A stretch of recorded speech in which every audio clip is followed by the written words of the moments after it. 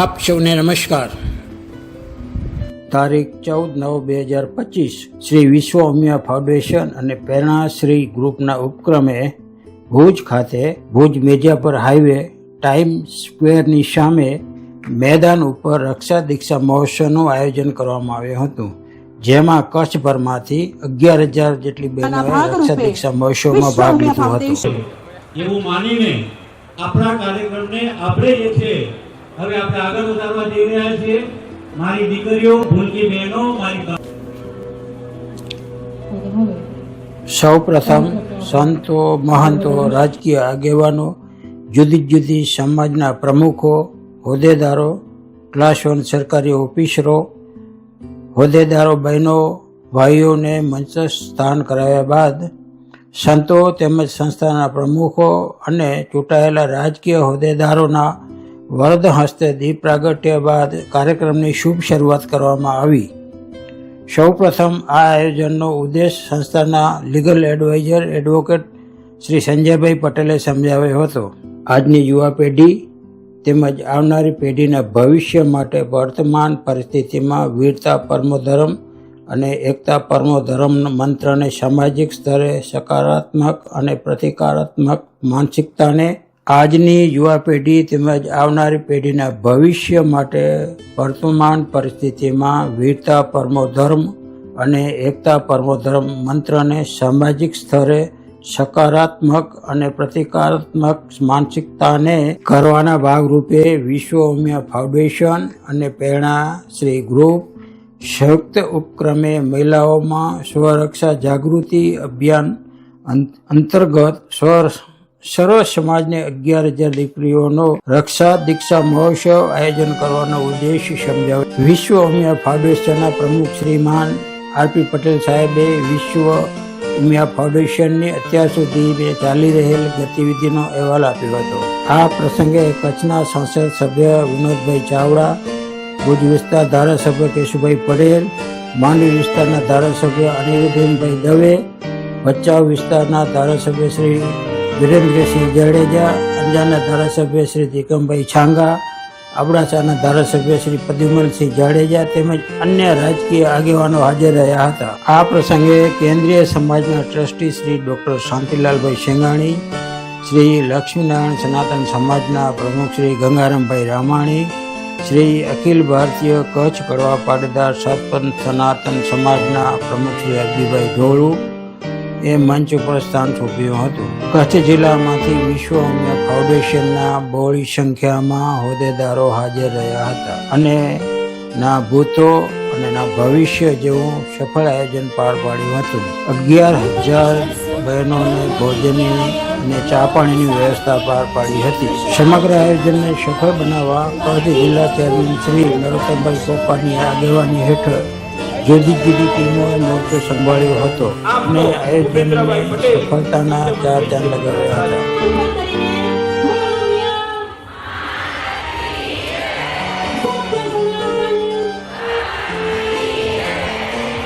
મંચસ્થ બિરાજમાન સંતોષશ્રી, વડીલોશ્રી, આપ સૌના જોડી અસ્મિતાના રખેવાળ છો આપ, વાણી વર્તન અને વ્યવહારમાં સરદાર છો આપ, હિન્દુસ્તાનમાં ઘૂમી રહ્યા પ્યારામાં પ્રાણ છો આપ। આવતીકાલનો સૂર્ય એ ગાથાઓ ગાશે એ તપ પર્વના હકદાર છો આપ। જોઈ રહ્યું છે જગત આપની ત્યાગ ભાવનાને, એવા સમગ્ર હિન્દુસ્તાનના શણગાર છો આપ। એવા શ્રી વિશ્વ ઉમિયા ફાઉન્ડેશનના પ્રમુખ શ્રી આરપી પટેલ સાહેબને એક વખત જોરદાર તાળીઓથી આપણે બતાવીશું।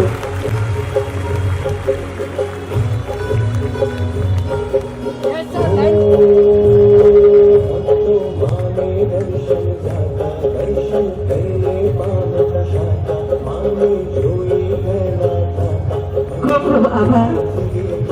સંસ્થાના પ્રમુખને સન્માન કરવા જઈ રહ્યા છે।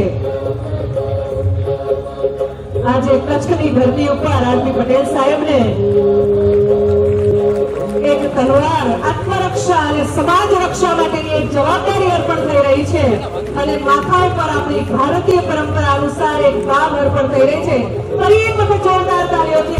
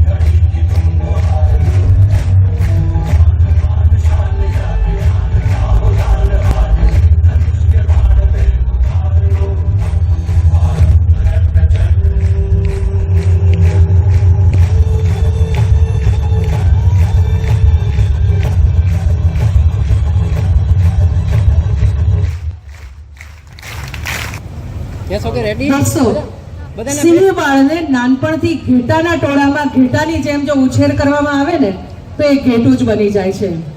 આપણા હિન્દુ ધર્મની અંદર પણ સિંહણ જેવી સ્ત્રીઓને અશિક્ષિત રાખીને પ્રથમ જય ઘોષ કરશું ઉદગીત સ્વરે, જોથી આખું વ્યોમમંડળ બ્રહ્મનાથથી ગુંજી ઉઠે. ભારત માતા કી જાયમો ને આટલા બધા માણસો, આટલી બધી બહેનો દીકરીઓ છો. સનાતન ધર્મ કી. શિક્ષિત હોવું આવશ્યક છે પણ દીક્ષિત હોવું અનિવાર્ય છે. સ્વચ્છતા આવશ્યક છે પણ પવિત્રતા અનિવાર્ય છે. સગવડ આવશ્યક છે પણ સમજણ અનિવાર્ય છે. દરેક વ્યક્તિ શિક્ષિત બની શકે. શિક્ષિત વ્યક્તિ સ્વકેન્દ્રિત હોય છે. એનોને વિનંતી છે, હમ ફૂલ નહીં ચિનગારી હમ ભારત કી સન્નારી હૈ. આ અંદરથી સ્વભાવ બની જાવો જોઈએ. એકલા હોય ત્યારે આટલી ખુમારીથી લડી શકાય તો બીમારી આપણી પાસે આવે નહીં. આ સમૂહની અંદર કોવત દેખાડવું બહુ સહેલું છે. સમૂહની અંદર ગર્જના કરવી બહુ સહેલી છે. વ્યક્તિગત જ્યારે આપત્તિ આવી પડે ત્યારે સુરીવડાથી લડી બતાવવું એ મહત્વની બાબત છે. એટલા માટે દીક્ષિત હોવું જોઈએ. શિક્ષિત વ્યક્તિ આવું લડી શકે નહીં, દીક્ષિત વ્યક્તિ જ લડી શકે. એટલા માટે આજ તમારે દીક્ષા છે. ચારિત્ર હોવું જોઈએ. ચિત્ર ગમે એટલું વિચિત્ર હોય પણ પવિત્ર હોય તો મનુષ્યને એને પગે લાગે. જો ચારિત્ર હોય તો હનુમાનજી ગણપતિ મોઢામાં ક્યાં ઠેકાણું? જેવા આપણા છોકરાને મોઢા હોય કોઈ શક પણ કરવાય ન આવે, પણ આપણે એને પગે લાગી છે કે નહીં? કારણ કે એની પાસે નિર્ણય છે. જેનો નિર્ણય અફર એની સફળ. If you know decision power you compare your life.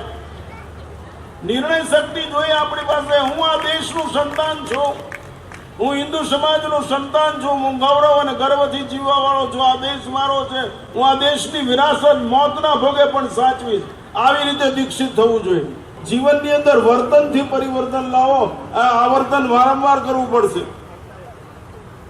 દીકરી જો આવી રીતે કરી શકે છે, તમારી કુંખમાં જ સમગ્ર રાષ્ટ્રનું સુખ સમાયેલું છે. અને આ દીક્ષા લ્યો છો ત્યારે ચારિત્રવાન બનો, બનવાન બનો, જ્ઞાનવાન બનો. ધનવાન બનવાની જરૂર નથી, સમજદાર બનો.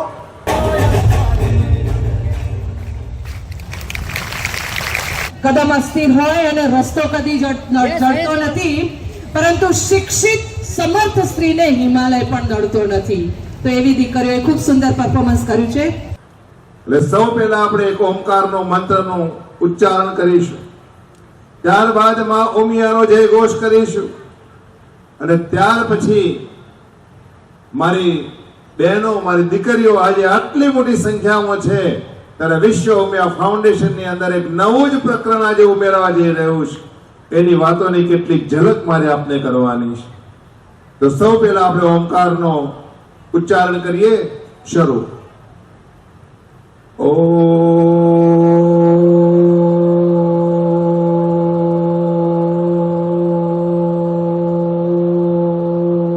પ્રાર્થના કરીએ કે આજે જે ઉદ્દેશ સાથે અહીંયા એકઠા થયા છે, ઉદ્દેશ માત્ર અમારામાં નહીં પણ સમગ્ર વિશ્વની નારી શક્તિમાં ઉજાગર થાય એ પ્રકારની શક્તિ આપણને આપે એવા ભાવ સાથે મા ઉમિયાનો જય ઘોષ કરીશું.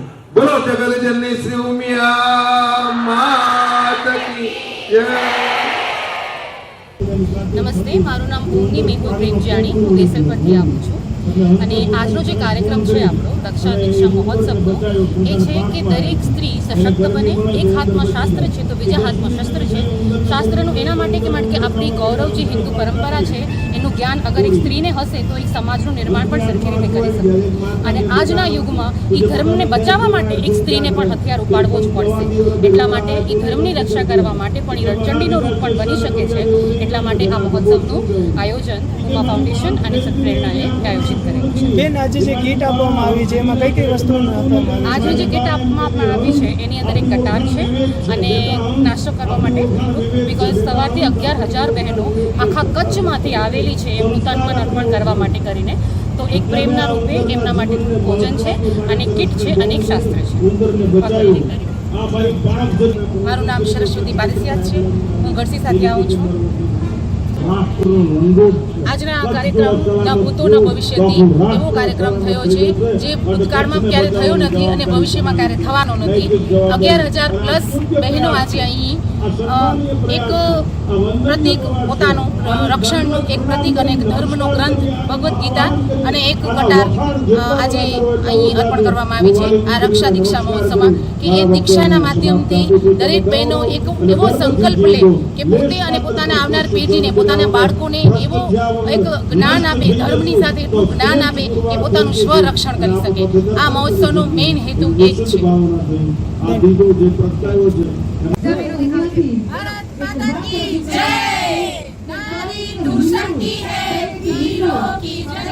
બારમાં અધ્યાયનું આપણે પારાયણ કર્યું પણ ગીતાનો સંદેશ શું